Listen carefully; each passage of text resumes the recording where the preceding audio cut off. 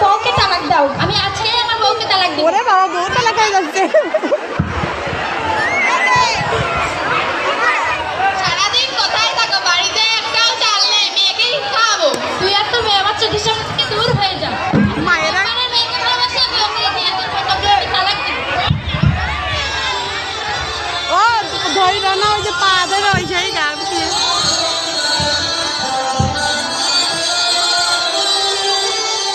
ভালো।